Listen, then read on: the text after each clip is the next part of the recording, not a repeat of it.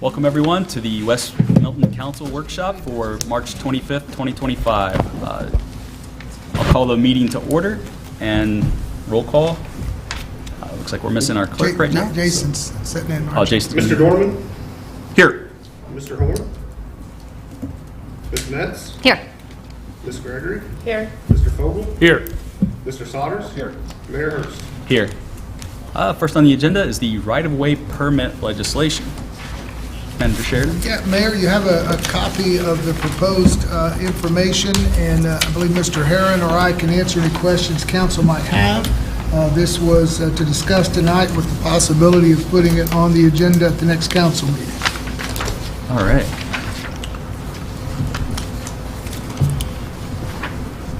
The idea is simply being that there's so many different entities that come into the village and do work. Fiber optic companies, for example, and you don't know who they are, where they're working, whether they're actually in the right-of-way or in somebody's yard. And I think it's pretty common for municipalities to require some notice, some filing of this is who we are, this is where we're going to be working, so we know who does the damage when they leave. Yeah. Yeah. I think it supports legislation we did a while back too, where they have to post a bond when they do certain street cuts and curb cuts, and We've done that before. Right. This is a little different, but I mean it goes Yes, hand in it's hand in with the it. yes, It- yes, it yes, was my exactly. point. Yes, sir. No, you're exactly correct. It firms up our commitment to that. There you go. Are there fees associated with this? Yes, there will be fees. That was the biggest question. Right. We believe a fee should be established, but really the council, if you can give us some direction. Ben, if you had to suggest, what do you think makes sense? Well, what's the standard zoning is 20? 20? I mean, I don't know, 20 or $25? I really I have would no think at a idea. minimum, I think for any contractor, a $50 fee to register, and then a bigger fine if they don't. The real question is not the cost of registering, it's the penalty if they don't. Because you want to make it enough that it hurts when they fail to register with us. Okay. So you're thinking a $50 fee initially to register, and then if they didn't, what would be the fine? So in What's normal? in other states, it's usually double the fee. So if you fail to obtain, and I don't know how it is in Ohio, but in other states I've worked in, it's typically double. So if you fail to obtain a permit and you do work, you're paying double. I would say the fine should be the cost of repairing the damage they did plus $100 or whatever. So if we have to go in and repair it, they pay for that, or somebody else has to repair it. That's Because the I'll fine. tell you, one of the fiber optic lines that was put in our neighborhood Yes. has damaged my concrete driveway. Right. It's raised about this much in one section and I have been calling and calling and calling and don't get understand. responses back.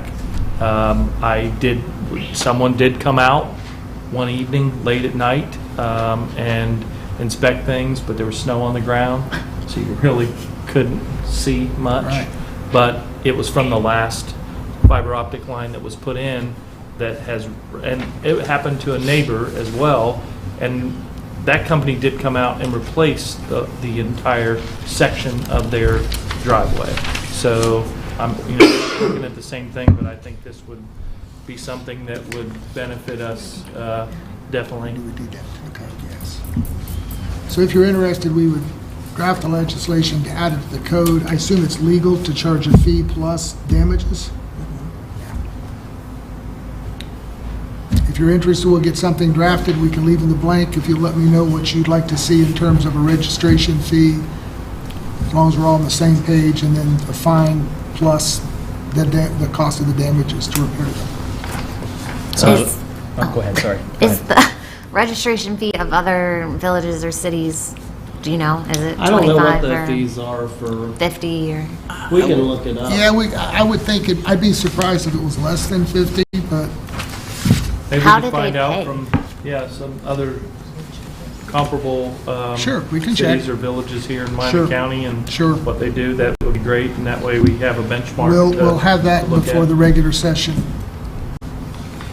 Are there any limitations to what the penalty could be? Oh, a limitation. So I'm thinking, if it's $100, an extra $50 is just no big deal, right? I mean, it's just, I save time. I'm going to save more than that and just not having to go get that permit and all that good stuff and not mess with that. But if okay. it was a significant fine, then it might be something where they went, oh, well, instead of, I can spend $50 and get this permit, or I can spend $5,000 on the penalties. Especially if they know they're not going to do a good job. They don't want to register, so we'll just try to get in and get out, Yep. because paying the fine would be less than the damage, having to fix the damage. I think it should be community service. They have to explain Wi-Fi to the 16 over crowd Yes. that they just installed. They don't pass the test. There's laws against cruel and unusual punishment. That's true, that's true, that's true, that's true. We just want it to plug in and work, right? We'll do some research and get you some additional information for you to consider at the next council meeting. All right, thank you. Thank you. Next is the demolition permit legislation. And Similar issue, something we don't have on the books, most other jurisdictions do, and it's, again, primarily just to get information so we know who is doing the demolition, whether they're qualified, whether they've gotten all the other appropriate permits from EPA and so forth that's required before they tear down any structure.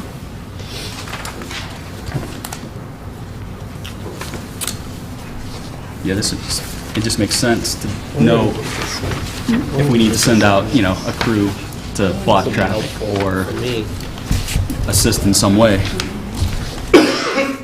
So with this, is there any language about like if there is asbestos, like environmentally hazardous materials, like if I'm tearing down a building that was built in a certain time period, and I don't know the exact time period, but if there is like floor tile that has asbestos in it, like, are we including that they need to test for that before they demo a whole building?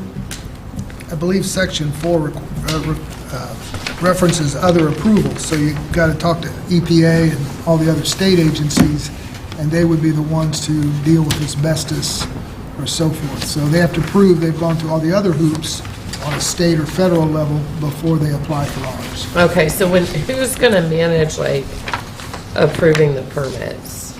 I would think Mr. Herron and myself. Okay, so like if you guys know that like it could be like hazardous materials, we would Sure. require those, Sure. okay.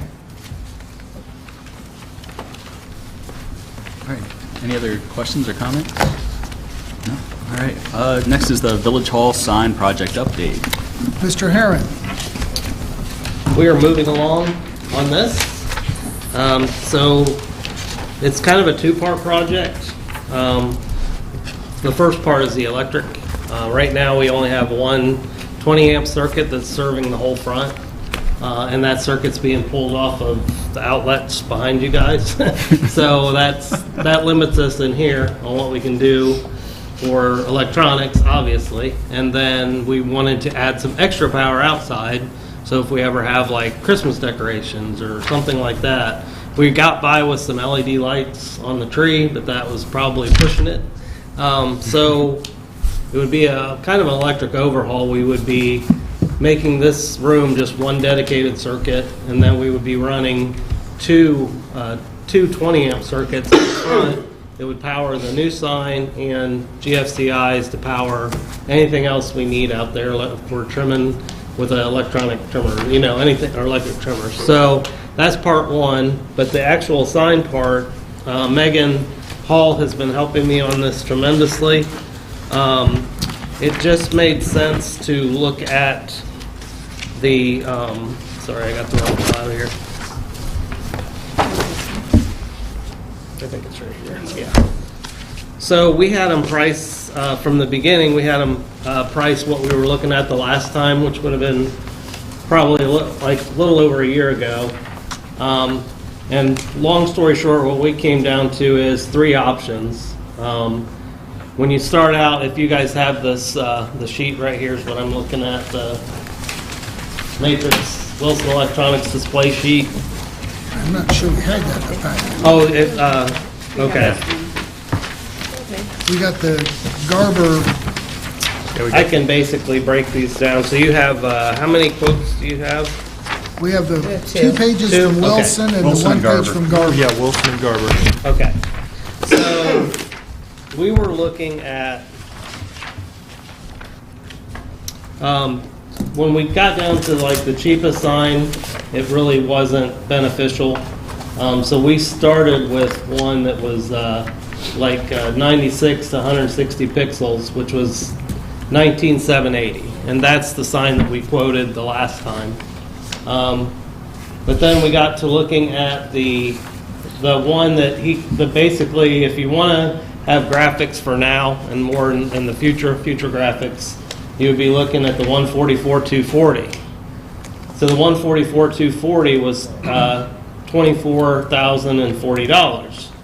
However, we asked him about the 192-320, and he went back to their distributor and came back with a price of $24,540, which that's the 192-320, same size, fits in the cabinet. So for just an extra $500, it's a major upgrade.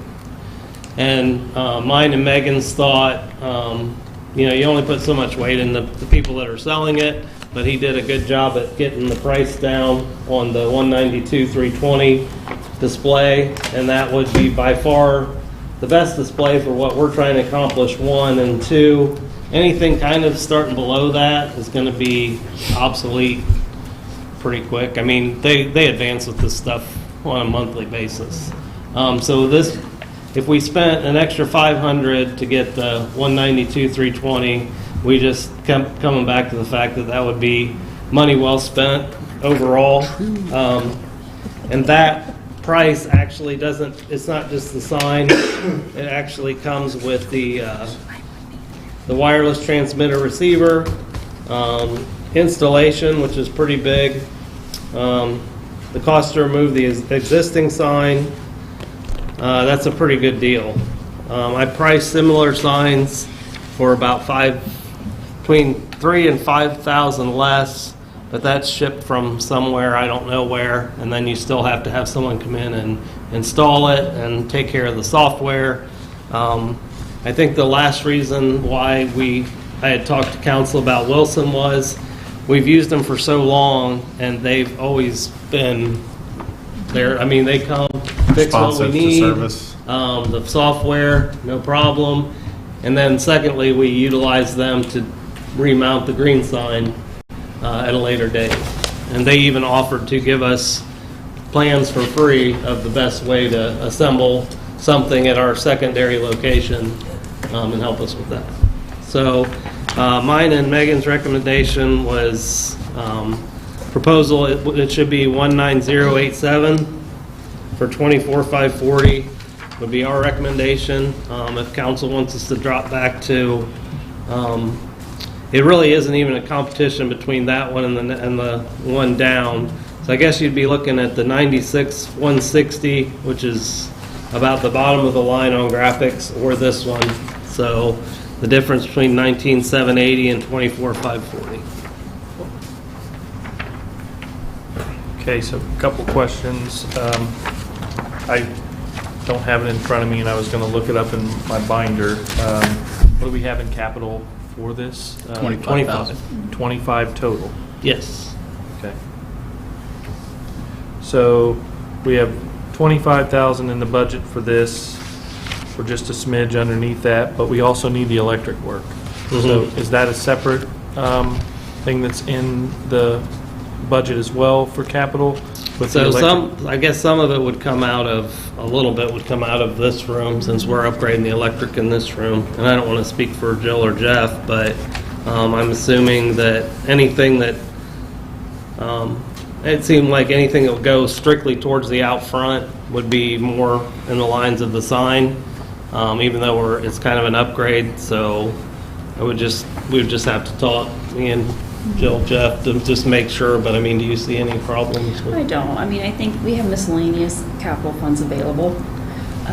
If we get closer, we run over, we always kind of review that as we get towards the end of the year to see if we need to make any amendments, things like that. So I don't see any, I mean, it's going to have to be done no matter what, whether we go with this sign or a different sign, right? I mean, Yeah. it's not going to get, it's still a problem. It's gonna have to be upgraded regardless. Well, as we run out of seating in here for council meetings, can we display the meeting on the sign? You know what? I would ask Tom that, because he would. I mean, that way we got parking lot. Would you have a speaker? There's 4.4 trillion colors. Trillion colors. Megan's happy. I'm excited. And all of them are white. Is there any like signs similar to it around that we could see? I can ask him if he knows of any of these. Yeah, I'll ask him. I know don't. Is it going to be like the transfiguration sign? So that one's a couple notches below. I know that because when they got theirs, it was. I'm not 100% sure, but I was thinking theirs was the 96 or the 120, I believe, I think it's is right. what we were originally told. So yeah, it'll be because it's a nice sign, but it's hard to make out. Like if they have designs, it looks a little bit choppy. I mean, it's nice, but it's just. I'm sure it was the best when they got it. You know what I mean? But Yeah. Well, the luminescence on the white color that they have, especially at night, is really vibrant. it's vibrant, It is. vibrant. All right. Future's so bright, you gotta wear shades. What's the plan for to repurpose the old one? So the old one will be we'll kind of package it up, take it to our service center, and then hopefully next year, because we've got some stuff we're still trying to do up there on the outside. So hopefully next year we can get in to build the new platform and get it mounted up there. We're keeping the old computer that one's controlled on because it's the only one with the software. And I don't know if you can upgrade that anymore or not, or add it to another computer. So we're putting bubble wrap around that computer and taking it with us. So That'll be- where would the sign be put into use? So if you're going past, like you're coming up on Rudy's and where our Right. recycling is, it'd just be like east of the recycling, like between the building and because that's a 5-foot sidewalk Yeah, up there. that's the other So, like, main right in thoroughfare through between. town. Yeah. So when you're That's coming awesome. around that curve, I mean, you cannot help but see it. Slow And then- down, this means you. Yeah, you buddy. Anything like that. Yeah. We gotta run that like every other, Yeah, I mean, if you figure 12,000 cars may go that way and only 10,000 come this way, you're catching a lot more people. Yeah, that's cool. yeah. That's an awesome idea. I really like that. I think that is like part of our budget being for the new sign. I think just moving the old sign there is worth it too, like getting Sure. 2 for 1. Yep. That's cool. All right. Next on the agenda is the traffic signal light repairs. That is also Mr. Herron. Hey, Mr. Herron. The traffic signals last year were inspected. Of course, anything that is critical was repaired immediately, but we've got some wiring. Now, this is all the signals, Emmerich Road and 48571. But we've got some issues that we can get a better price by putting this off on one call, basically. So last year, I had them fix some critical things that were affecting maybe the lights in some way, shape, or form. This is things like the cable that's overhead that's getting all frayed, some lens problems. One of the locations doesn't have a disconnect switch, which never realized that till the inspection last year. It should have an emergency disconnect on it. So these are needed repairs, but when you put them all together, they exceed the 15,000. So therefore, Jill it just kind of hit me that it's like these repairs aren't usually this much. So we just wanted to bring it to council, make sure you guys were comfortable, knew what was going on. There's nothing on here that doesn't absolutely need done within the next year to 2 years. So if we break it down, we'll probably pay more next year and we risk having problems. So my recommendation would be just fix it all with one or 2 day trip and be done with it. Yep. Mayor, I have a question. Is the emergency disconnect like they have on fuel pumps? You just go up and hit it? Yeah, same concept, but it's a knife switch. Is it sort of like inconspicuous so you don't have bandwidth? And so It's locked, but yeah, it's a locked knife switch, yeah. Thank you. Good question. Thanks. All right. Any other questions from council on that? No? All right. Next is the council chamber technology updates. All right, Mr. Beck and Mr. Herron have been working together. I wanted to mention a couple of the details that we suggested to make sure this meets council and mayor's approval. What we're looking at is replacing or placing 2 monitors behind you and replacing the monitor up there, 3 75-inch monitors, and we found a pretty good deal on Amazon, about $540 each, so it would be within our budget. The question was, is 3 too many? You could do with just 1, but in terms of trying to look towards the future and how we might reconfigure the room, it seemed to make sense to go ahead and do them all at this time. So that's one issue. Mr. Beck and Mr. Beck and Ben have been working on the POs and getting the rest of the equipment ordered. I know Tom was going to do the wiring. So I would hope we're 60 days, Ben, would you say, by the time we get everything? These didn't show like a lag on any. Tom knows what these things are. I just know they're a bunch of Electronic equipment of some kind.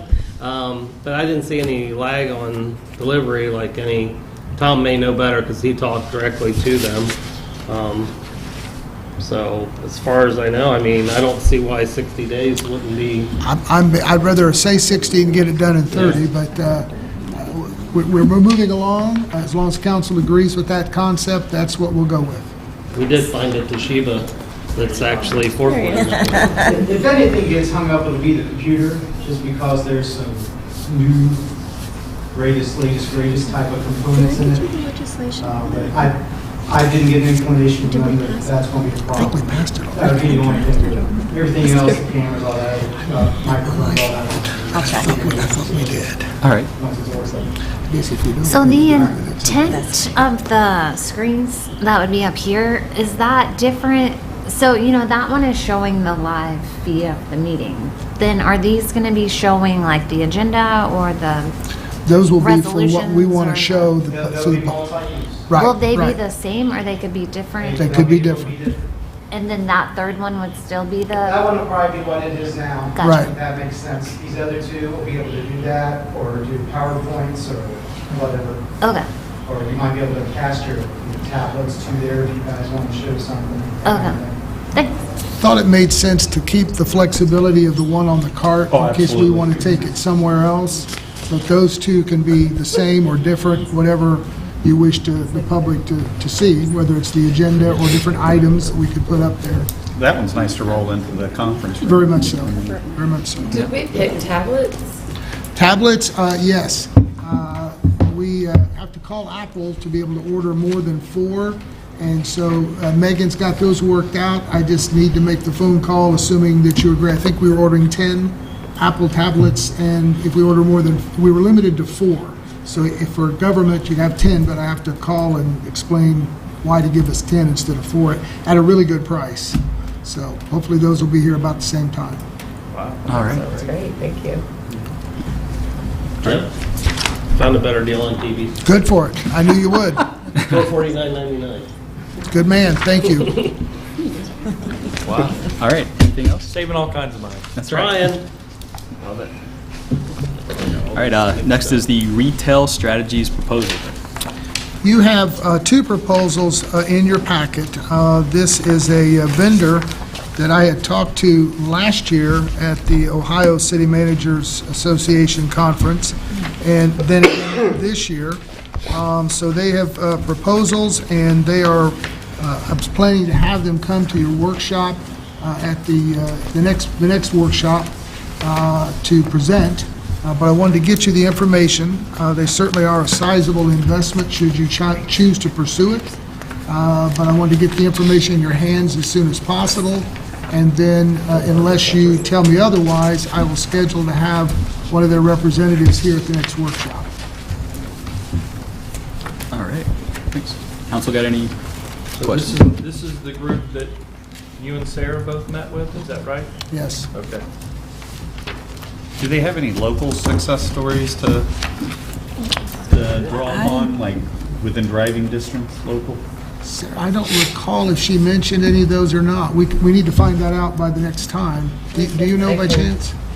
I don't know. I didn't see any, but I offhand didn't of, like, fine tooth comb it. someplace that's drivable. I know they Right. do have a lot of experience in Ohio, Okay, but I don't mind to ask. please. And even if it's not drivable, Google Maps is a great tour guide now with Street View. I mean, Sure, Right. sure. we could literally throw it up on the big screen and take a scrolling tour. Yeah. I mean, Any questions on those proposals? So they'll be at the next workshop? We'll have her at the next workshop. in April. Okay. And we'll get information on communities closer to us that they've worked with. and thank you both for putting in the time on that. It sounds really interesting. I agree. Next is the public safety grant. You have a copy of the proposed application and legislation. Should you choose, as you can tell from the agenda, we have you going into regular session if you choose to take action tonight, and it was properly advertised.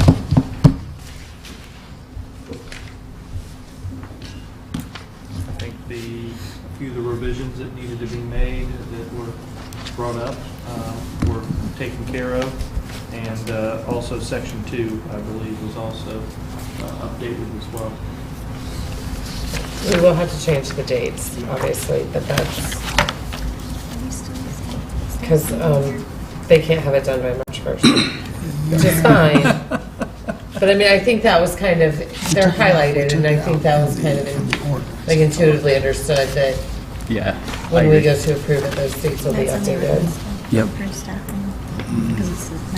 Took out higher. That was it. I didn't think they could choose to use, that was it, sorry. Do you have any questions or discussion on the proposed program? This still has like the improving staffing. Yeah, and I thought we had that taken out, so I'm not sure. Where do you see that? It's in the third whereas, above the now therefore. Oh, I gotcha.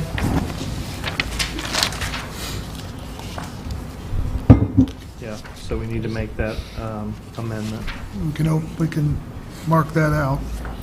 So it's just going to be improving equipment and service Yes. delivery? Okay. Correct.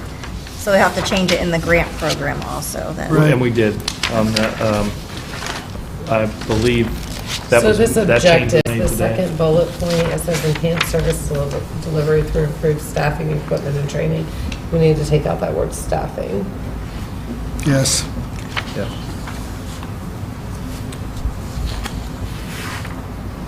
And then training instead of improved staffing, or We can make improved training, yeah.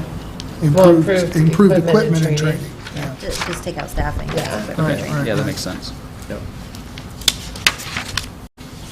Good call.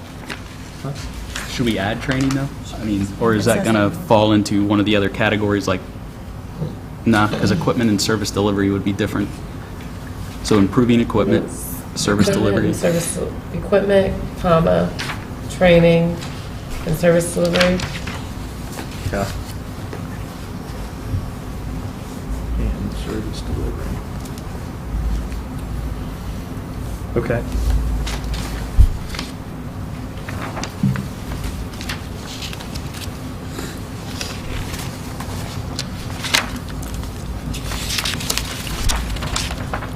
On the second page, it should read village manager instead of city.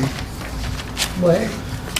On the grant itself, applications to be sent to, it listed as city manager instead of village manager. Oh. I don't know if you can, who wrote that? Are we changing the dates on this? On the first page, it says West Mountain City Council as well, Yeah. versus Village Council. And do you want to change the dates in the application? Those will have to be changed based on when we approve it, which I think that's just gonna be one of those, like, But the the day we deadline, go to approve it, we're gonna have to adjust, because, okay. Well, I guess, so the deadline to submit a grant application will remain May 1st? well, mine says March 1st, and that was a couple weeks No. ago. Well, the package should Oh, say yeah, May that can 1st. change. May- Those can May- change. Okay, I think those are just there, like, to place, I put those dates in there to That's fine. placehold, because, Otherwise, it before it's issued, just let us know what, yeah, and there's What a dates bunch of, like, we're sending a Word document, and changing that every time is just kind Yeah, of, because I think that should be, Sorry. the deadline to submit a grant application for funding would be May 1st. And then grant recipients will be notified by July 1st. And then the others I think It's gonna be adopted. are pretty, Yeah. pretty good. and then hopefully, when we do this, So, Because it says on there, deadline to submit a grant application on the second page is 1 May. So Yeah. that falls in line. Lene's pointed out that document will need to be finalized before you pass the resolution, because it implies that's the rules. So correct. you may Right. need to delay passage to the next meeting? you can't change anything in this after we pass this, because this says per the terms of this, so it's attached to it. Okay. So, but we would still be able to approve this no. in April. This has to In be. April, yeah. In April, Yep. yeah. So it could be due May 1st, Yep. In theory, yes. or should we make it due June 1st? That's up to you. Let me look at the calendar. Our first To meeting will give be them, the I'm 8th. thinking to give them of time to April. write it. Sure. Because the I mean, I don't next, think it's super complicated, but the next meeting is April the 8th. So I would say we would want to give them at least till 1 June. okay. Are those the only three things that need to be changed on this right now? Is those three things that we mentioned? Yeah, I mean, we're not mobile enough to do this in real time? I don't know, that's up to Lene with the. Well, I mean, if you guys finalize what this is supposed to say, then No, yeah. yeah, I mean- Yes, you can do it. So And it it can can't be- be pen and ink, it needs to be. It can be pen and ink, and we'll fix it, obviously. because Okay. there's certain Oh, things that okay, need to be okay, fixed yeah, in yeah. here. So But I we- just need to So know we the can exact keep it May terms. 1st. So the corrections versus the written paper are the first date that says March 1st, we're changing that to May 1st, correct? And then above that, there's the removing of staffing. And it would be equipment, training, and service delivery. So somebody with better handwriting than me, Yeah. jot this down and let's hand it to Lene so she has exactly what Wait, do we you want want. Okay. it all in there? Okay? Yeah, This is for Lene. I'm marking it up here, so, I did too. okay. You've already got it? And I'm assuming it's going to say the deadline to submit a grant wait, no, I need to application add. for funding is by May 1st of each year, because you have 2025, so, May 1st of each year. yeah, Yeah. okay. May 1st of each year, Where's this? right here. It would be, the deadline to submit a grant application Well, for we funding could- is, I mean, next year, if we change it, we could, You could pass new legislation. Right, could we pass right. new legislation like in January, so that it could be due like Yeah. March Anytime. 1st, and then it's just, Yeah, so we so don't then we need to. could make it more consistent. We're just doing, like, does that make sense? Yeah. yeah, because. Do you want to ulti- leave it as 2025 until, Yeah. okay. Because ultimately, I think our plan is to look at this each year, and who knows, next year, It also could- says- it could increase. There could be more funds available, or there could be less. Who knows? There could be more or less, so. We still feel May 1st is enough time. So if we pass it tonight, they would have all of the rest of March and all of April. Yeah, So we're Yeah. a few days of 'Cause- March. Yeah. Okay. Okay. Yeah, I think that's acceptable. Okay. Okay, so we made the change to enhance service delivery through improved equipment, comma, I got it, yeah, I Training. wrote it. service delivery. We changed the funding. is, the grant application for funding is May 1st. And changed on the second page, village manager instead of city manager. The deadline to submit the grant application for funding is May 1st on that page, so we're good there. Oh, so the first page, Village under council. procedures, West Milton. So on the first page towards the bottom, that first bullet point, like at the bottom, it says West Milton City Council, we say village. Village Mount, yeah. Yeah, who wrote this nonsense? That was a comment and an admission. I looked at the other pages, I don't see anything. Okay.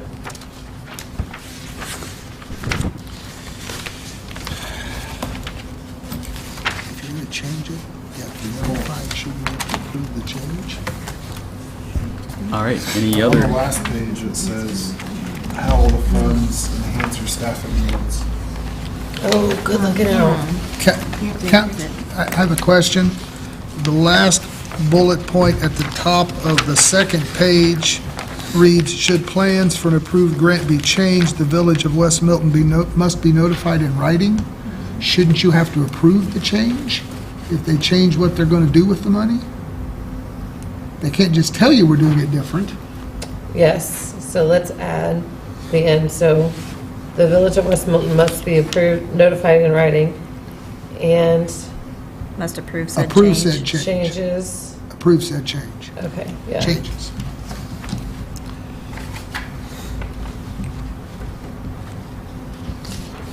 And then on the last page of the grant document, it says, how will the use of the funds enhance your staffing needs or services? I think we just need to take staffing out. Leave needs or services in there, but take staffing out because that's one that we already eliminated. Then we're good.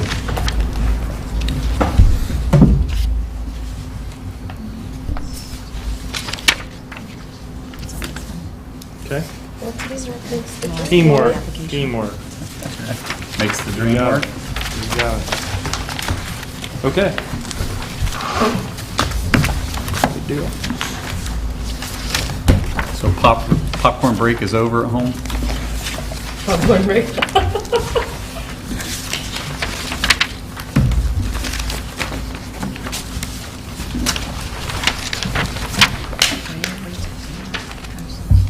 All right. Well, let's see. Next is the vacant building registration ordinance. All right, we've included a copy of the ordinance as it was written the last time the council considered it.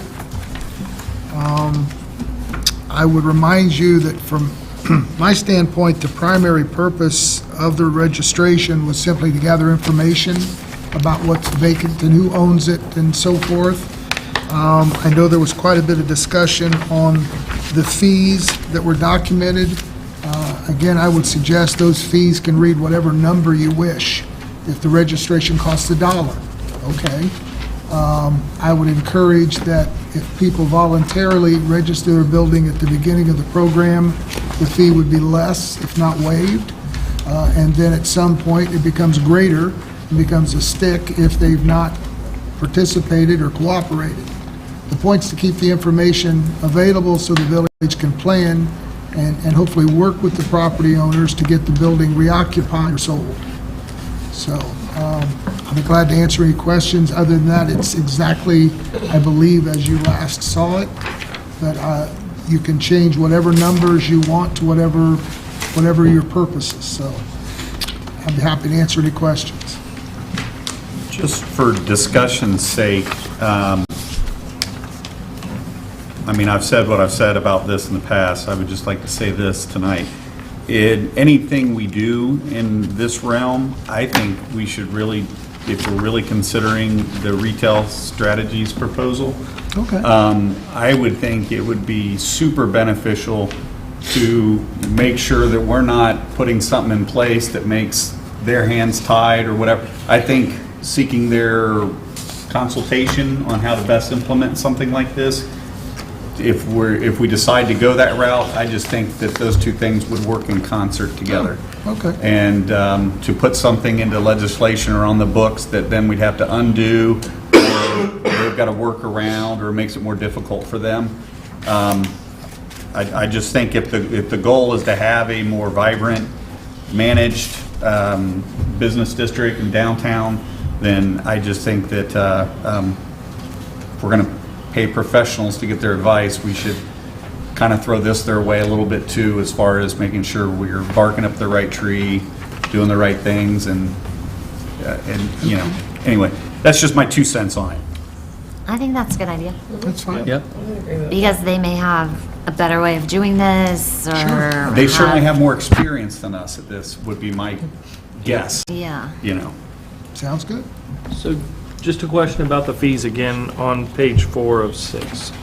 The vacant building fees for what we have in here for the draft is that a vacant residential building shall pay an annual fee of $500 for the first year the building remains vacant. For every consecutive year that building remains vacant, the annual fee will be assessed at double the previous year's fee for a maximum annual fee equaling 7 years or $32,000.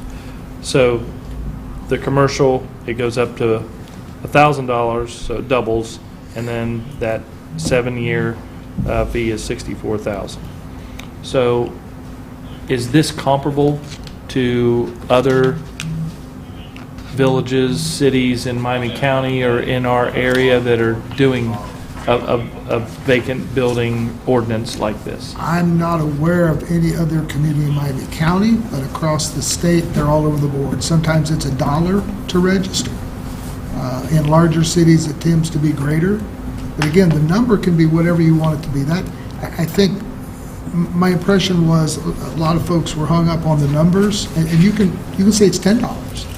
It's Well, you whatever have, it takes. if you're good, to me, if you're going to do it, you've got to make it an amount that Sure. it's going But to, what's that right number? That's not Right. too high, but high enough that encourages people to not set on a building. okay. That's the point. So, and those fees, if this is instituted, put in place, those fees, what would the village do with those fees? Would they go into, Council would decide. okay, I would assume they'd go into some fund that helps to encourage other buildings to get occupied, or to remodel, or a facade program, any number of purposes that money could go to. So what I have learned is the cities and villages that are doing this, they're putting the money into a separate like fund. Right. And they're holding it so that way it, for multiple purposes, right? But one of the main reasons is we can reinvest that back into the community, but also, you know, it pays for somebody to, it helps alleviate the cost of somebody for code enforcement. Yes. And as my opinion of the fees is they can be completely avoided. I mean, it's an avoidable fee. Yep. Yeah, all you have to do is cooperate. Like, all you can sell, you can rent, you can, you know, like, that's my opinion on the fees. It's completely avoidable. Okay. But I also agree with Dawn that we should talk to other people. I think that's a great idea. Sounds good. I think, I know Sarah and I had talked about what would be the difference. We can get into the nitty gritty later, but like if the top is occupied with renters, but the street level is vacant. So how do we address that too? Yeah, because I think that we do have Multi-purpose multiple buildings that are buildings. like that. And it's great when you can get rent from tenants, from, you know, residential tenants and commercial tenants. I mean, that's how things are right now with the Pearson Multiple House, buildings, the jewelers, Crawford's Jewelers, the ice cream. There's still renters in those buildings. It's just, there's nothing in the bottom level to store from. Yeah, like the commercial vacancy versus, I guess, Is there language to differentiate how that is? Because I think one of the purposes is also getting, you know, residential tenants in there, or commercial tenants, I mean, to get commercial tenants on that first floor. Right, right. I believe there is, but it's been a while since I reviewed the ordinance at length, so I would defer. I'd like to take another look at it if in fact we end up moving forward, because there does need to be a focus. One of the problems in some cities is you've got people living above, but nothing in the commercial. And as long as they're making enough money to pay the taxes and so forth, they don't care about the commercial. But obviously the downtown does. And I think we're better off to take our time, just keep this discussion going and have it done correctly That's fine. Yep. than rush through. I just happened to be in Greenville, dropping something off for someone for shipping, and was talking to the guy about, it's a downtown old building. He'd been in half of it and then moved over to the other half, but in talking to him about, cost of the building, this, that, the other, and what the rest of it used for, he lived upstairs. And it was that great old-fashioned, his business was downstairs, his commute to work was short, his lunch break was, it was just kind of a cool conversation. And as buildings do come up for sale, that would be something that, I would think would be super cool to see people that live and work in downtown, like they utilize it.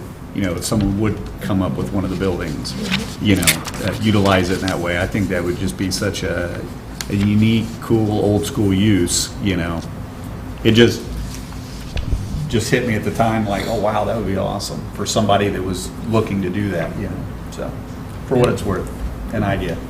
So what's currently in there, what's drafted with the 500 for the residential and the 1,000 for the commercial, what does everybody think? Is that what we need to look at? Do we need to go higher, lower? What's the thought process with council members on those two fees?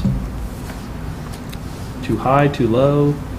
I don't know. It does seem high, but at the same time, like Councilmember Gregory had stated, it's completely avoidable. So. Okay. And Mr. Dorman, I had a question for you too. I know you and your wife did the study. You went through all the different. How many vacant buildings were downtown in the downtown district that you? There were at least a baker's dozen. Some of them are really small, and some of them you don't even realize where one address picks up. I don't have that list in front of me, but there's little nooks that you don't realize are part of buildings just between Front Street to McDonald's. Until you're really walking through there slow and really looking around, you just don't notice until you really pay attention. We've, I think, somewhat become numb to some of the vacancies because they've been vacant so long. From that standpoint, it's sad. From the flip side to that is you're talking about revitalization, those are opportunities. So, for that, to say we're going to do something, to say we're going to support something, to say we're going to invest in that opportunity, well, that's a positive thing. So, I think I've ran it by the mayor.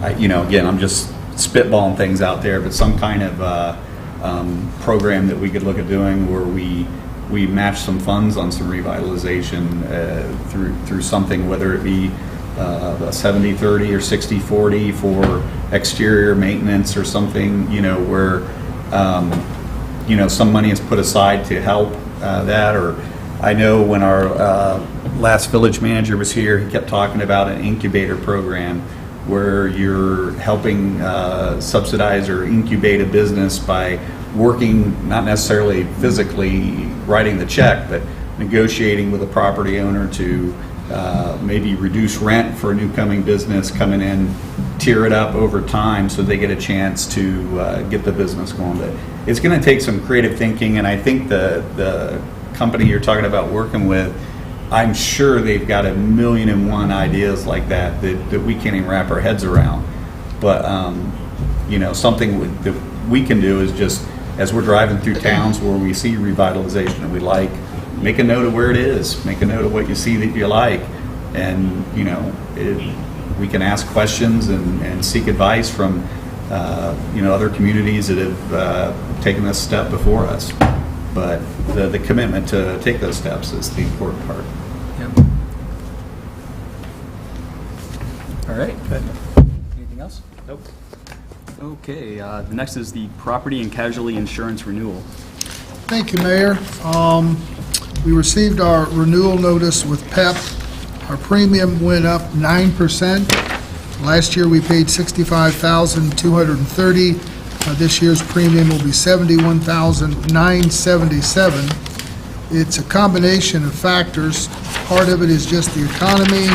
In other cases, for example, last year we had 25 vehicles on our policy. Now we have 27. So there were some changes in that regard that caused the increase. Several of the categories were larger increases just due to market conditions and the number of claims that have been made. I guess from my perspective, the most important factor is that even with this increase, it's still substantially less than the premium we were paying 4 years ago with the different public entity group. That was a big cut, wasn't it?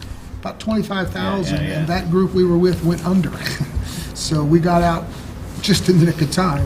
I don't think we can give numbers like that often enough. No.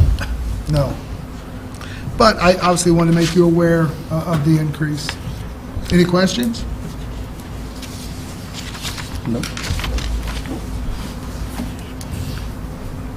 All right, so next is the option to go into a regular council session. We've posted it per the charter and revised code. So if there is an interest in going into council or into regular session to pass resolution CM-25-24, or we can wait to pass that legislation and give it another look over. I'll leave that to council to decide. Make a motion, we enter into regular session for the said purpose of addressing resolution CM-25-24. Second. All right, all in favor? Aye. Any opposed? All right, ayes have it. Regular session is now in session. And it's resolution CM-25-24. Ms. Brosh. It's a resolution establishing a West Milton First Responder Grant Program for first responders who provide services to the municipality of West Milton, Ohio. Whereas it is in the best interests of the municipality of West Milton, Ohio to support the ability of police, fire, and rescue departments to respond effectively to all emergency calls. And whereas the municipality has determined that there is a need to establish a grant for first responders in order to ensure the health and safety of its residents through strong emergency response services. And whereas the council for the municipality of West Milton believes it is beneficial to the community to establish a grant that focuses on improving equipment, training, and service delivery of those first responders who provide services to the municipality. Now therefore be it resolved by the council of the municipality of West Milton, Ohio, that Section 1, the council hereby establishes a West Milton First Responder Grant Program per the terms outlined in Exhibit A, attached hereto and incorporated herein as if fully rewritten. Section 2, the council shall establish a grant committee consisting of 3 counselors or other qualified candidates as determined by council, who will serve staggered terms, also as determined by council, to review and evaluate all applications and to present its recommendation to council for final approval. Section 3, the council hereby directs the finance director to place $50,000 in a separate expense account for said grant. Section 4, this resolution shall take effect and be enforced from and after its passage. All right, thank you. Any questions from council? I think just the big thing is with this is something that's being established initially this year. We'll look at it year to year to see if it needs to be increased, decreased, or continue the grant program and how that works out. So, All right, thank you. Any other questions, comments? Will the application be posted on our website then Can be. tomorrow? Sure. Well, it's just not a big turnaround Sure. to the May 1st or Well- the next day. We'll get it posted. Thanks. All right, anything else? Are there any motions for CM 25-24? I'll make a motion to approve resolution CM 25-24. Second. All right, roll call, please. I'm sorry, who seconded? Me.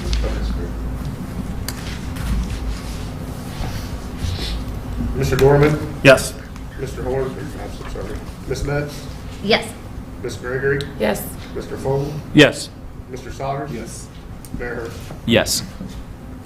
All right. I'll make a motion to adjourn from regular session and go back into the workshop. Second. All right. All in favor, say aye. Aye. Any opposed? Ayes have it. Okay, let's see. Next is old business, but I think we're going to postpone the old business. Right, the only one, if you wanted to discuss it, might be the first one about the language on the parking lot. The other three I would suggest are more appropriate for an executive session, but I wanted to make you aware of those topics. All right, thank you. In old business, kind of tying in with some of the other things we've talked about tonight. The chapter, the 98, I mean, first? No, nothing. The others, okay. This is totally more to do with other things that were on our agenda tonight, like Okay. vacant building and stuff. I don't know if anybody noticed how nice it looks that they've almost completed the tear down of the bus barn. I hope they've noticed, yes. Yeah, I mean, it just, again, you get used to seeing, you get numb to seeing certain things, whether they be beautiful or distracting in the other way. But I happened to notice today, they left the foundation wall on the one side there. I'm not, And so if you haven't looked at it, I don't know if that's intentional and they plan on leaving it there or not, but it's kind of cool seeing that little bit of the old history of it that probably nobody had seen in, I don't know, maybe 100 years since they put the building up. But it's exposed now and it looks interesting and it's kind of a unique piece of that land. But just keep in mind that as some things change, sometimes they get better. So it's just an observation. All right, thanks. All right, Manager Sheridan, would you like to discuss the code?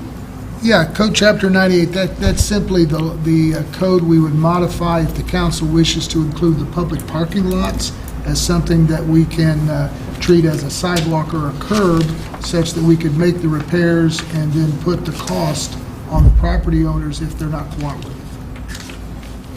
All So I right. believe you all recall this has to do with the one parking lot that's kind of a puzzle, Yep. to put it nicely.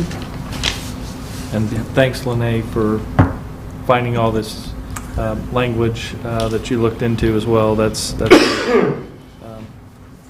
yeah, I definitely think this is something that we need to look into further in updating our code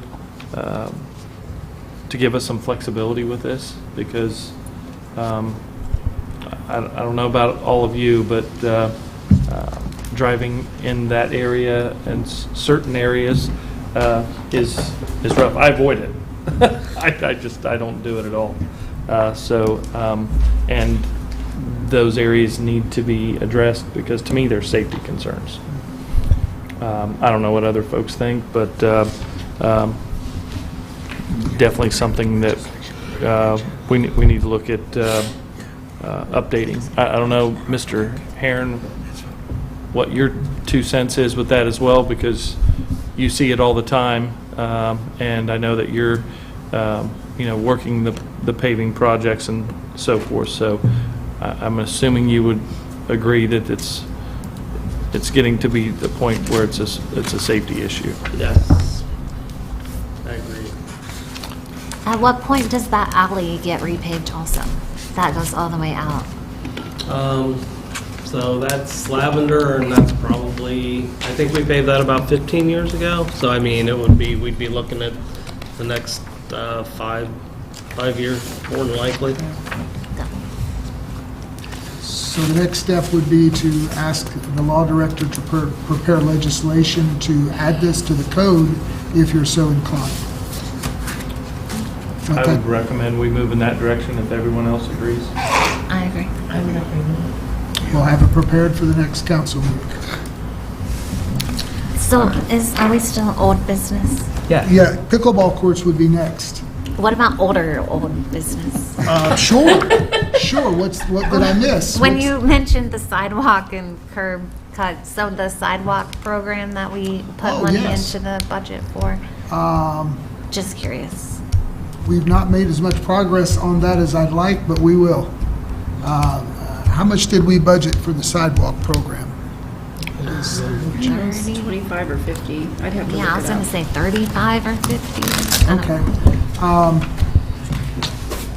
I guess my update would be this. I'm interviewing 3 candidates for the new position in a couple of weeks, and certainly either I'll have more time to work on that, or that'll be a project that one of my new staff works on, but we'll get it put together. Thank you. Thank you. So I have a question about that, what you Sure. just said about the new position. So I assume that is still open, correct, or is that closed already? It's still open, but I think we considered it closed Friday this week. Oh, Friday this week. Yes. How many applicants have you received? I believe 8. 8, okay. And I'm just curious because this is something that happens in federal government side of the house, and I don't know how things are structured here. I've been out of the loop for a while with the hiring process and so forth. So when folks go through a hiring process where I work, they go before a board. Like if there's department heads or what have you, there's 3 or 4 department heads that interview the individual or the individuals.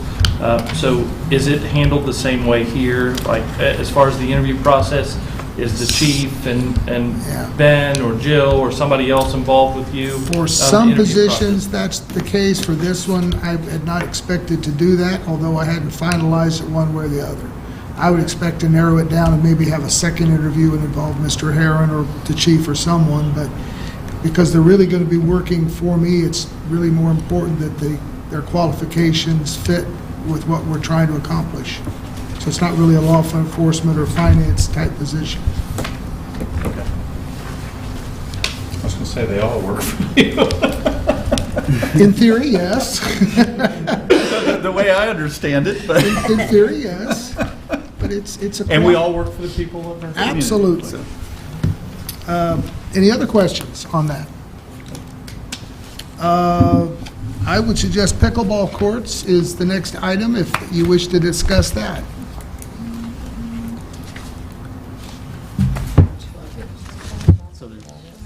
Okay, so we would love to see pickleball Yes. courts come into our community.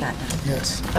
And there is some property that, somebody's on the show. Okay, so there's some property that the school, that is owned by the school board, where the football stadium is, and that, what is that road? Y'all know road names. J J. Road. And we would like to somehow, whatever, the end goal is pickleball courts, right? So somehow we get from where we are today to the pickleball courts, to be free for public use.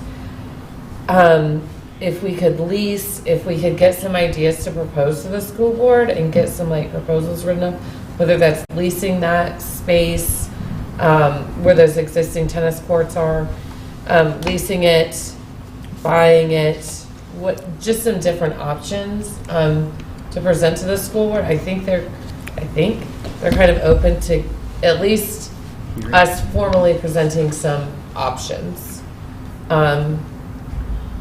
There was a quote last year from the school board to resurface the tennis courts, and it was around $30,000. 21. 22. Even better. Okay. And that was converting the one tennis court, or is it 2 tennis courts? Well, that's what I'm not sure if leaving the one singles court as a tennis court and then converting them Right, to yes. tennis courts into the pickleball. Yeah, that's the way I understood it. Well, and the basketball court. I would assume all of it needs resurfaced. The last time I was on the basketball court, it looks like it's faring the best, but it was probably the one that was resurfaced when we partnered with them in the past, right, Ben? Actually, we resurfaced all of them, I Did think we- at that time. Did we do the tennis courts then too? I believe we did. What year was that? Huh. What year was that? Definitely the doubles. Sheesh. It's in the last decade. Yeah, 10 years. Yeah. So the court reconditioning, the quote that they had received included pressure washing, crack repair, resurface, number of coats is 2. So what I'm gathering from this, it was both courts, and the total was $22,100. Both like the one fenced in doubles court and leaving that Yeah. single court alone, Yeah. not touching it. Yeah. So the singles court would be left as tennis, the doubles, the Be turned to pickleball. twinning court would be turned the opposite direction essentially and run pickleball the other way. I think you can. Because then you could get Pickleball four courts, I four think- pickleball courts is a possibility, or at least that's how I'm playing it out in my mind. I think so. And And I think there's options of keeping a tennis court, or I don't know how you would do it, people moving the nets, or like, I don't, keeping a tennis court as it is and putting the pickleball this way. So keeping the two tennis courts as two tennis courts, but also have the option of four pickleball. I don't know how you would have that without nets getting stolen or, but the idea is to anyway, the The nitty end gritty. goal is yes, having pickleball courts. in West Milton. The path might be a little crooked, as most things are, but the end goal is getting tennis courts there. I don't know if that is something that we could. First, I think the first step is coming up with some ideas of how we obtain the property, and then the next step would be funding it. Whether that's through different fundraising efforts or through the village, if the village maintains it. However we go about that, I think just needs to be a discussion. Probably not something that I see happening in 2025, but maybe for. the idea though is to assess the desire for that in the community and that recreational outlet in our community. It's a sport that's just taken off like fire right now. It brings And how we people can- into yeah. town, How we can capitalize on that. which then people go to our businesses and restaurants after playing pickleball. So I had this thought in a 4th of July committee, but there used to be a tennis tournament in town a long time ago. We could even host like a fundraiser pickleball tournament that would be as a 4th of July, fundraiser. If it came to that, again, probably not this year, but something you could think about as a way of raising money for 4th of July, or have to the maintenance of the courts or something, and get like an annual tournament going if people were interested.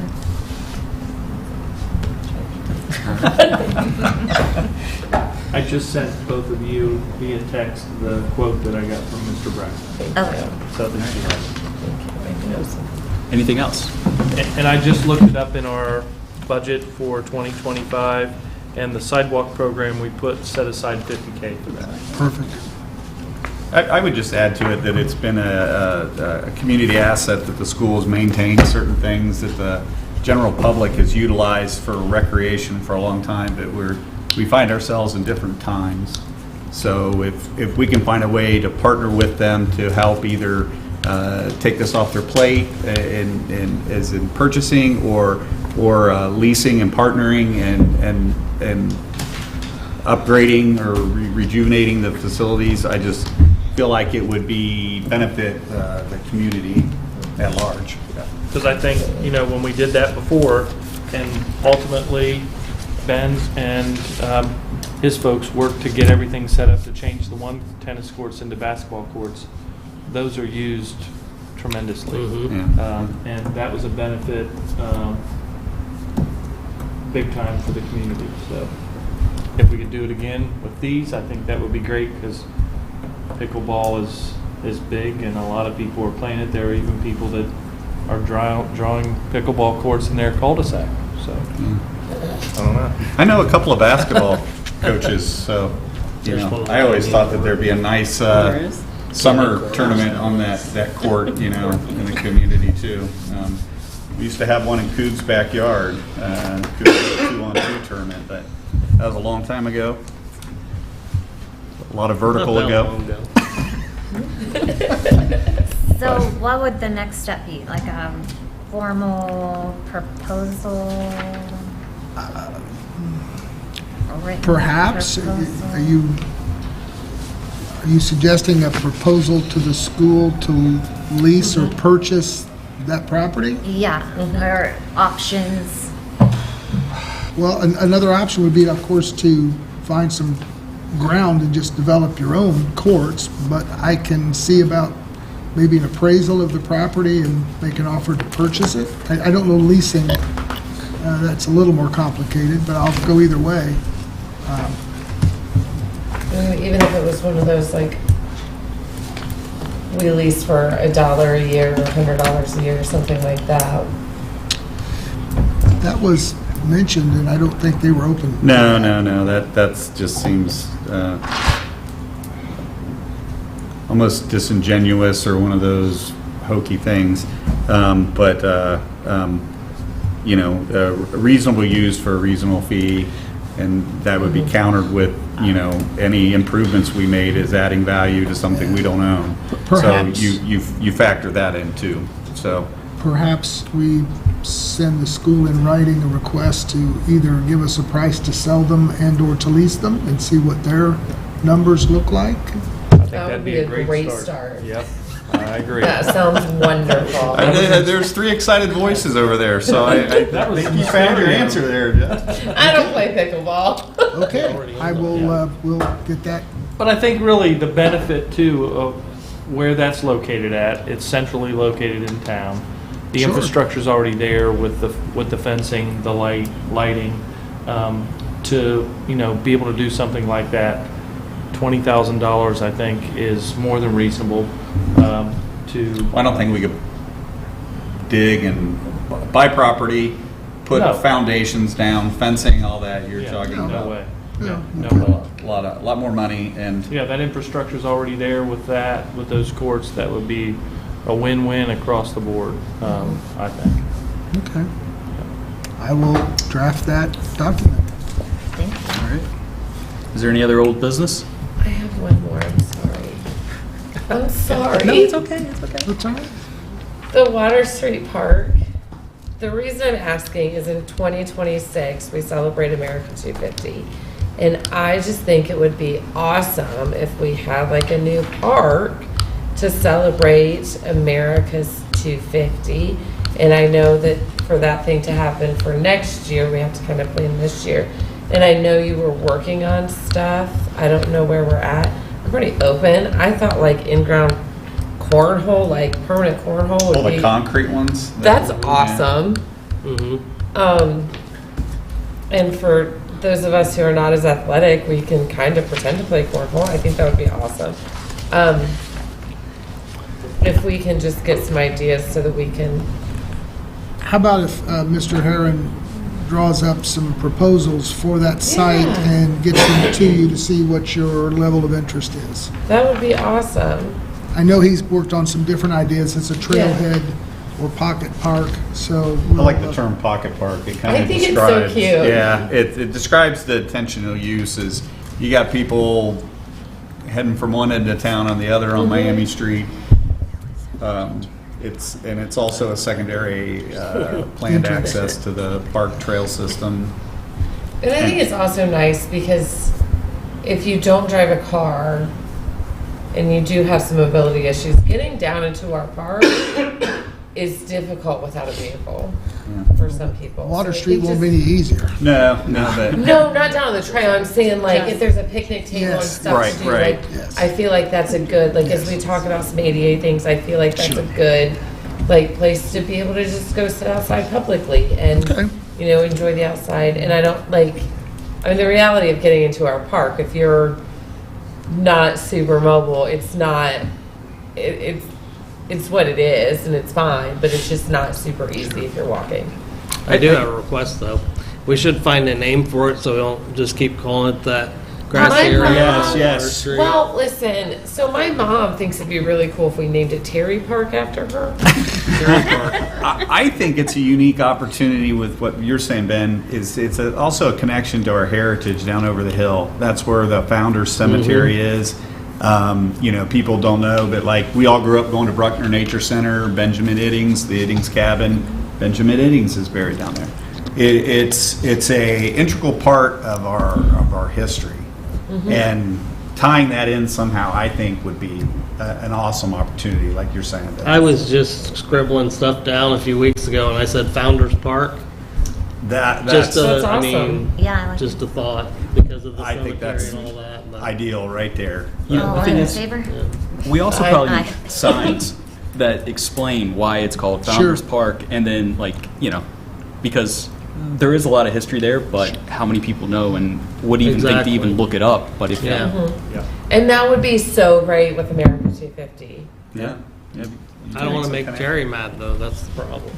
So, So with America 250, one of the school board members mentioned, which I think is really cool, those signs that you're a part of the sign. So whether it's say Milton and you're the I in Milton or whatever, but with the America 250, would they have any money, like maybe it was temporary for the year and we set it up in Founders Park, but it says America 250 or something and you are the I in America or something, for I don't know. It would be cool. Or it wouldn't have to be permanent, like if we didn't like it there after the year, but it would bring people to the new little park. Maybe they didn't know about it before. And then next year we move that to a different lot or in the park or something. I don't know. That's a great idea. I think some of the communities that do the murals on buildings, I think there's a way to do it where they do them in, it's actually a temporary vinyl. Yeah. And then they change them up over periods of time so that they can be. That stuff you like. It's like a wrap. Yes, essentially. It's a wrap for a building instead And of a so building. you can do specialized things, and we have a great business owner in town here who does signs and wraps and all that. It'd be a great ask for. Troy actually Full did size. that Yeah, with yeah. Troy actually did that with the solar eclipse mural in the square downtown, the side where Winans is and Big House. They had a solar eclipse mural, and then they changed it to a Troy focused mural after the eclipse. And it's temporary. I'm still stuck on Founders Park. I think that's. I love that. That's great. Just a thought. I think it's a great. I'll break my mom's heart. She'll be okay. How do you get those It bronze? was Don's idea. Ohio. Dan's the one that said it. He said Founder You know those Cemetery. big bronze shape of Ohio, like historical marker signs? That's like at Like the we have it for Masons the Underground building? Railroad. Yeah, how do you Oh, get yeah, those? yeah. Like, That's is that Historical one- Society Yeah, normally. can we get one for our Founder Cemetery? Then? We can Yeah. look into it. That would be. Yeah, I that'd be mean, That would it's- be appropriate to put it there. like the It's trail? been surveyed before by stone huggers, and I've got to pull out I don't remember where the drawings and stuff are at for that, but So while we're talking about the Founder Cemetery, like I know that's like city property, right? But when you go down that hill, if you go to the right, there's a chain. And I would never go over the chain, obviously. You go under. Yeah. But I think there's right. That's. can we include like maybe in this park planning, and I realize that this is going to take some time, right? To it's not a big lot, and we want all the things, but if we include that in like maybe changing where that is, I don't know the legalities of that if we can, because like I don't know how far back if we go all the way back to the river. yeah, see, it's pretty easy to describe because it's a square, so you've got the easement to go down, and I don't know the distance of that, I'd have to look it up. But then once you get down there, where the cemetery is at, where that fence is at, if you go on each side of the fence, go straight back to, I forget how many feet, but anyway, it's almost like a square, and that's it. So we've got an isolated piece of property, basically, right there, and that's it. So like that little section between the chain and the plastic fence, that section, that's not ours? That is actually, I think, Mr. Manning's, I believe, property, so that's correct. Okay, that makes sense. what Yeah. I was saying. But I believe that may fall in the our right-of-way access for the trunk line. Some of it. Well, there's some of So- that, but there's also the Water But- Street easement that runs Yes, on the it- north side of Founders It runs all the way Cemetery. down to the It river. runs to the river. Yeah, yeah. I mean, it's a corridor. It looks like a strip that runs all the way down to the Right, river. right.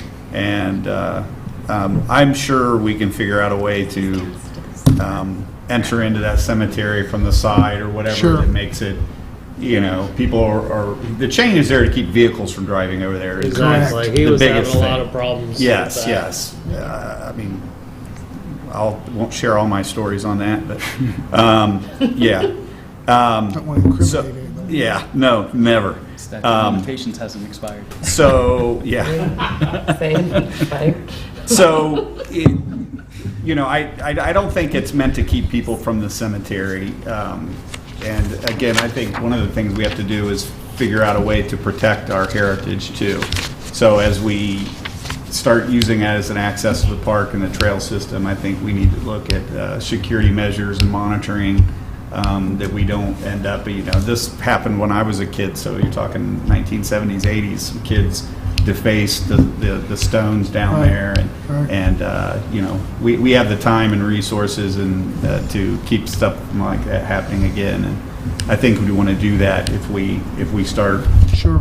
steering the public near there. Making it more And accessible. I think, I don't know why, but I keep thinking it's probably Marvin Rue had something to do with it. There's a really old vinyl surround front fence to it and stuff, and that's kind of time. A lot of time has gone by. I wouldn't doubt if he didn't voluntarily put that in there, but I think some of that needs to be updated, changed, something real simple. We got some talented woodworkers in the community, or maybe a Boy Scout group that's out there. Somebody that wants to do an Eagle Scout project, but some way fancying up the front of that would be an ideal project, and something to you know, put some honor and respect to that founder cemetery. One other suggestion, and this was what happened when we were looking to turn the land that we had leased from the school, where the old school was at. We had folks in the community get connected to that, and the name that came out was Old School Park, but it was voted on by members of the community, and to have more of a tie connection to it. So maybe that's something we look at doing for this park, is to throw something out there to see what we get from folks in the community to name the park. I think Founders is great, Yeah, but- awesome, but you know, it'd be great to have that connection with the community, because ultimately the community is the one that's using the park. So just thought I'd throw it up there. If that's something that interests folks, maybe we look into it. And we're looking for an official pizza sponsor of the park, so Clark's Park also works. Clark's Park. That's good. I mean, wouldn't it be nice? You could get your all is for pizza, sale, go all is for somewhere sale. quiet. Yeah, yeah. Name in a stadium, right? I had one other thing for old business, sorry. And No. it's been 1 year since Randall Residence has been open. And I was talking to Gina, the executive director, today for another topic, and I just asked her how things are going.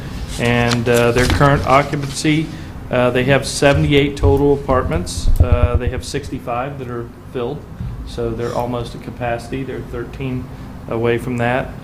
They have folks in 6 of the cottages, so that's good as well. And they have 69 employees. So, so I think that's great. Is that more than the city? Sorry? Is that more than the village? By More double? than your village? Oh, yeah. Double? Yeah.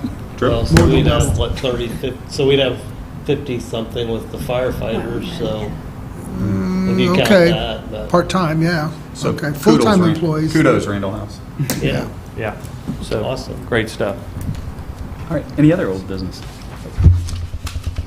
All right, new business is the 4th of July committee request. Ms. Beatley.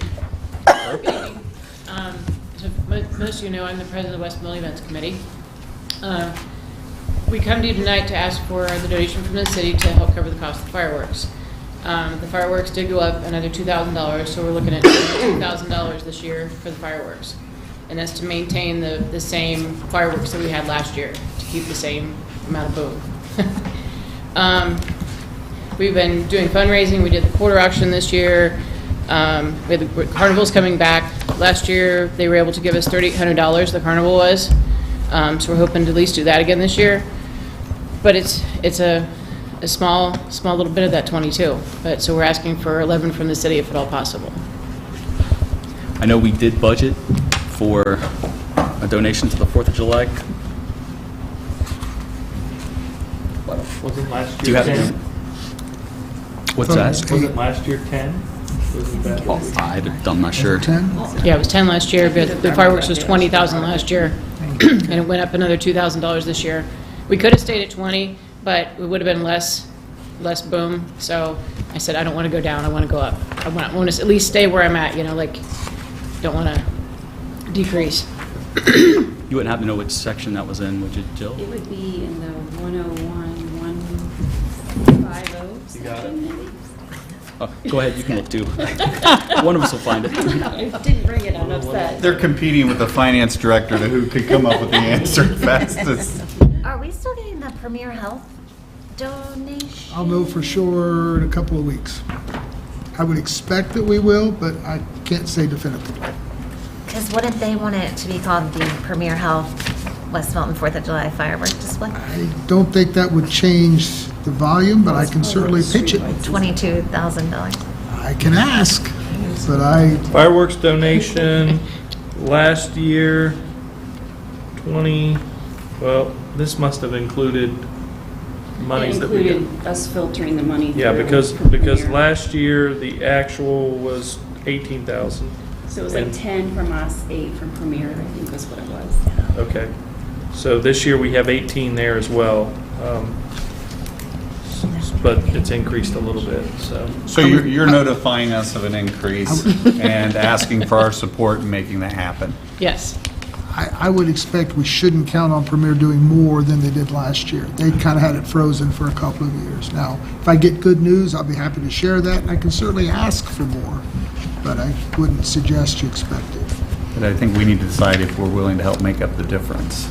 And I for one, understand inflation and the desire to keep that event amazing. And it's our largest event. It is. It's our largest event in the community. Yeah. I do not want less boom. There you go. No less boom. Yeah. I still have the one. It's my favorite day. Yeah, I still have the 1 minute and change finale, and I show people at work because I'm proud of it, and it still is awesome looking at it. So. I think it highlights our park. It highlights our community.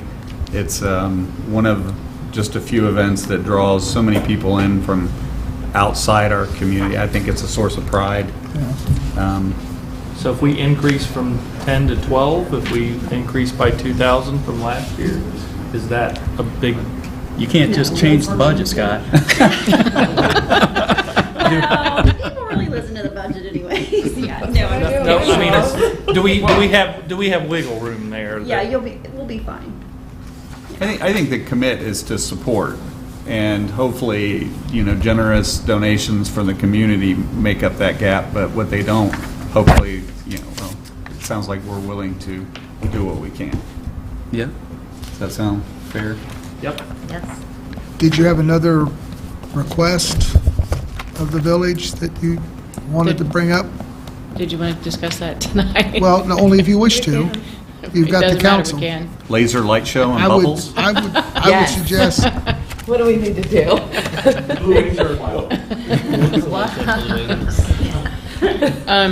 The committee consists of basically myself, my husband, Jamie Baxter, and Janine Cooper, which we're strong, but we're struggling.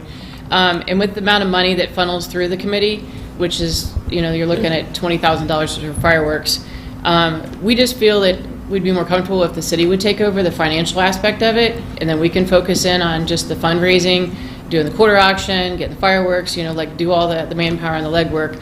But we would just feel more comfortable if the city would consider taking over just the financial aspect of it.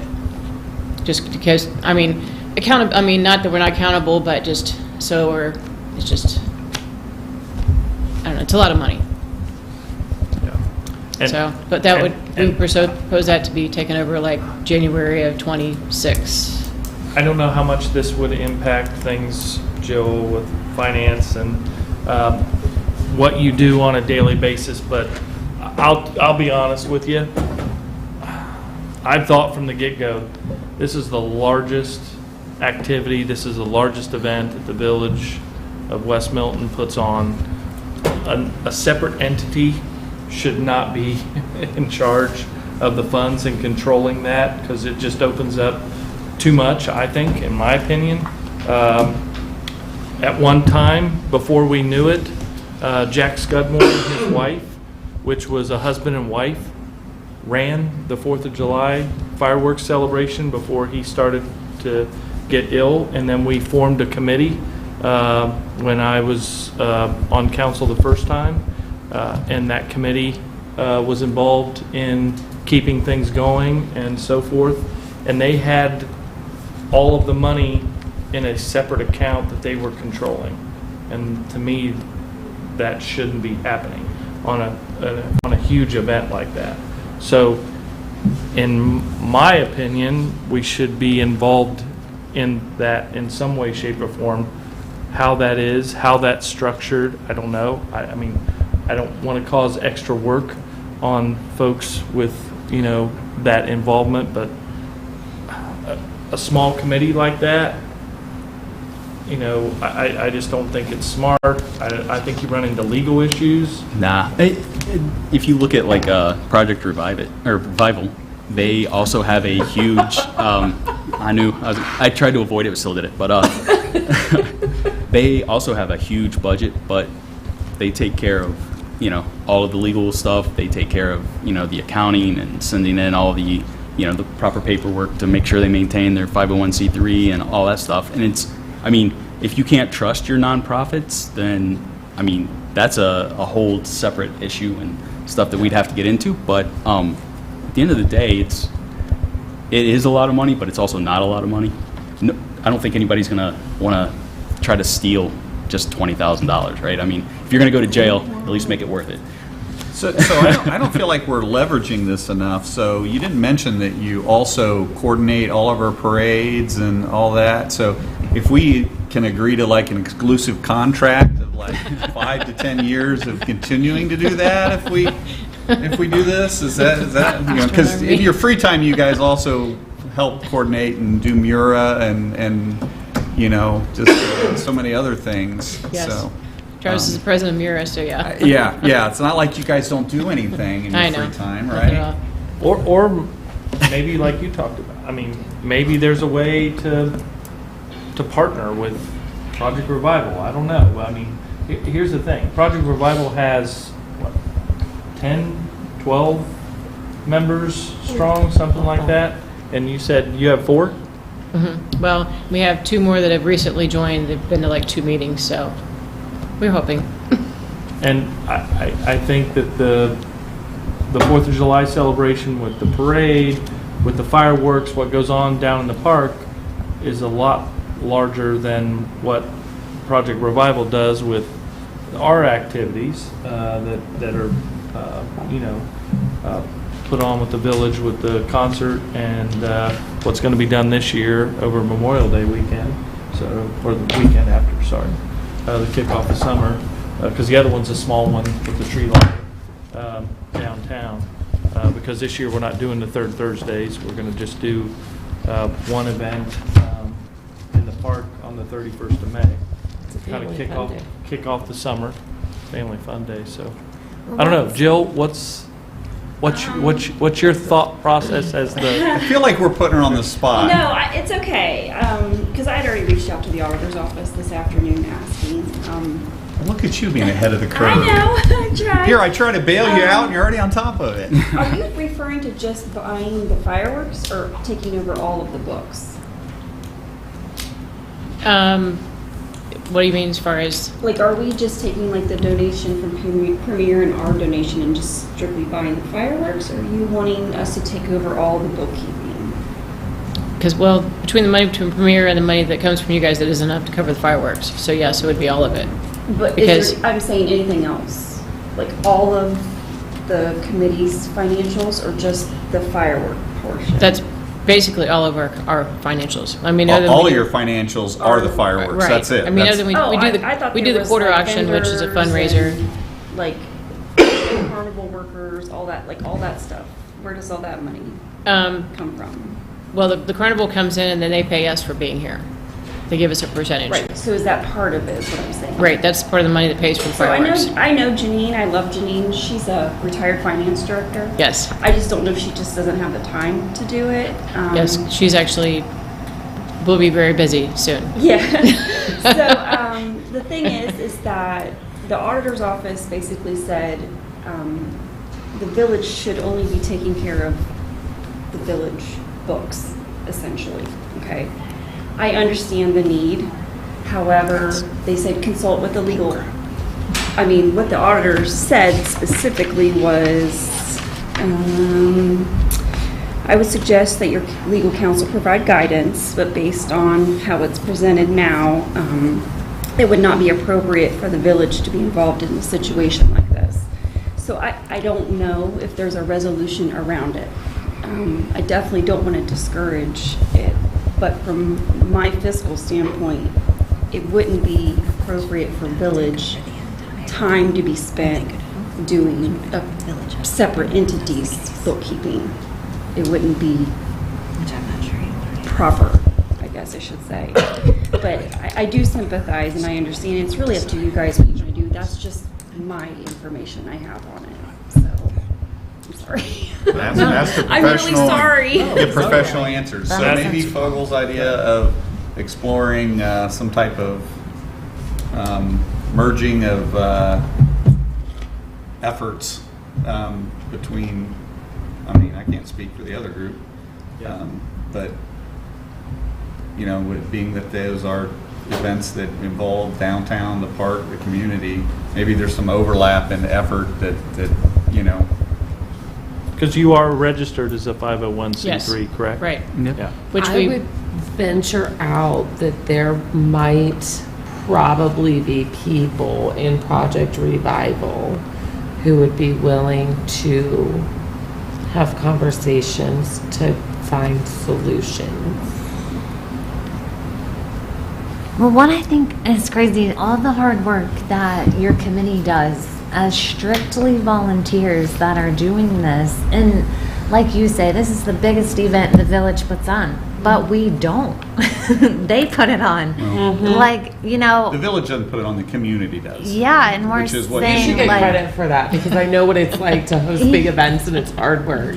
We're And it saying takes this a lot is of planning. what we're known for, and this is our thing, and but we're not doing it. These few people, out of the goodness of their hearts and the amount of time, I don't even probably understand how much time and energy it takes to fundraise and do all this stuff, which is insane. That I know we've said it before that we don't have like a parks department or I don't know, a department that does these sort of events. So if, to me, that's the bigger conversation, like how, I don't know, if the village was taking on the money that we are employing the person that runs it or something. I don't know. I think it's a huge thing that just this small group of volunteers is doing. And Because if I'm not mistaken, at one point, it was the Chamber of Commerce when we had that established here in the village that ran it. Then that disbanded, and then I think it was either Rotary or the Lions Club, because that's how Mr. Scudmore and his wife got involved in it. Where I think when he told us he was doing it, him and his wife, for 10 years, just the two of them. So, which is what you guys just are as mind-boggling. doing too. So now we're kind of in the same situation again. So I don't know. I think we need to brainstorm of, you know, if there's a way to partner with other organizations in the community. I understand exactly maybe just need where you're coming volunteers, from. right? We don't want, Awful. If you had we don't want volunteers, to.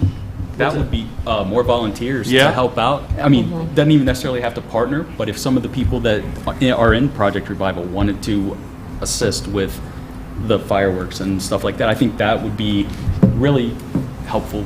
Yeah. Because, and, you know, the more she can expand, you know, if you got Oh, I 10, agree. 12 people, and, you know, that would assist in, you know, doing all the different pieces. So no final answers, but we hear your we hear your pain, and we will put our collective heads together and thank Work. you for all that you guys do. Absolutely. And continue to do. I mean, you know, more, you can't make a call for more people to step up, but we all need to step up more. And the carnival's going to be here for how many days this year? 4, 1st through the 4th. Wow. It's my favorite day. Okay. So Maybe yes that's to the favorite, money, Milton. yes to the increase of the money, and maybe working with Project Revival? We looked with combining with Project Revival back when we first started, before we became our nonprofit, and because of the amount of money that funnels through, because once you hit that 50,000 mark, then that's a whole new ballgame. So we're in that, and if you combine theirs with ours, we're over that bubble. So at that time, it was like Project Revival was like, no, not that the people weren't willing to help us, but as far as combining monies, it was like they were like, no, which is understandable.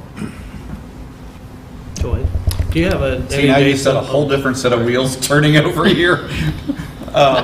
So, I mean, Do you have any dates in mind yet for the meetings? Maybe Are you putting them together, kind of some dates, or?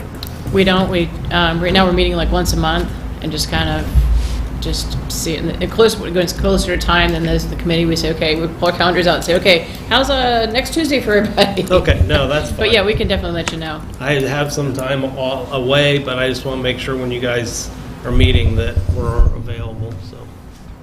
maybe we keep it on the semi-permanent spot on new business, old business to discuss as we move towards that season, that we keep it fresh in our minds. The 4th of July committee, the issues, the you know, just literally keep it on our plates, so to speak, so that we keep talking about it and thinking about it. And I mean, I think there could still be conversations with Project Revival, because Sure. I mean, there's still, like, I think there's still opportunity. Like, it doesn't mean that I'm gonna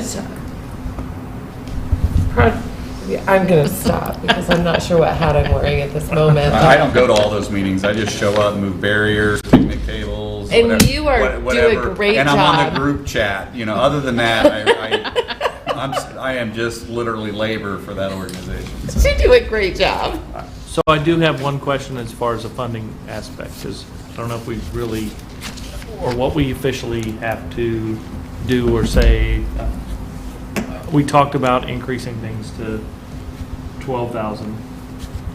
Do we have to have, We do a resolution every year. have to do the resolution? Okay. So we just change it at that time. Yep. Yep. So is everybody You good gave to us move the forward easiest with that answer to anything all resolution? night. Oh, no, we can't vote, but to move forward with the, I'll getting that. prepare a resolution for the next meeting. Okay, cool. Thank you. Okay, very good, thank you. And then, like, maybe reach out to Project Revival. We might know some people. You're talking to the most active chat member on the group chat for that there. So when she's saying all this, it's fortuitous that she's saying she's going to answer you. I guess. I don't think that's necessary. I think that Just partnering on aspects. Yeah, part, work makes the dream work. Wants to change And, like, this Okay. and this. I also feel we've got other events in West Milton too, Oh, she's not here tomorrow. that are it's very siloed, and I don't love silos, because we don't work Less well Carmen, alone. Troy. Um, I can check. And I think there's ways, like, because like grants, like, are you writing grants? No. Yeah, see? Jeff and I kind of talked lightly about that the other day. But there should, I think, he didn't know of any off the top of his head, but I said, I think there is. I know Jack used to get one, but whether the money's still there or not. yeah. One other question, I know that you're looking to officially announce at a council meeting the grand marshal for the parade. Are you looking to try to set that up in April or May or June? We're going to announce it in June, which I was in discussion with Jeff about that too, but was to how to even get in touch with the prospected grand marshal. That's I'll secret talk to squirrel you. stuff, Scott. Yeah, I'll talk to you when we're done, because I have a contact. Okay. All right. All right. Yeah, so if anyone from Project Revival wants to join our meetings, you're more than welcome to. we definitely could use just even volunteers, warm bodies on the 4th. If people are interested right now, how would they contact you or get to a meeting, or when is the next one, a date and time? You reach out to Megan, and then she can pass along the information. As far as email address or share my phone number, I don't really want to share it over the air. And I know there's a Duke Foundation grant that's due March 31st. I think the appropriate amount. She's the smiling face of the village. She is. Who? She's great, Megan. Miss She's Hall. great. Both Megans are very good. Yes, yes. There's a Duke Foundation grant due on March 31st, so call me before that. Okay. Got a couple. So do we have any other questions for me? Just thank you. Okay, thank you. Thank you for your consideration. Thank you. Okay, thank you. All right, is there any other new business? Is there any motion for adjournment? A motion we adjourn? Second, all in favor, say aye. Aye. All opposed? Aye. Slide, everybody.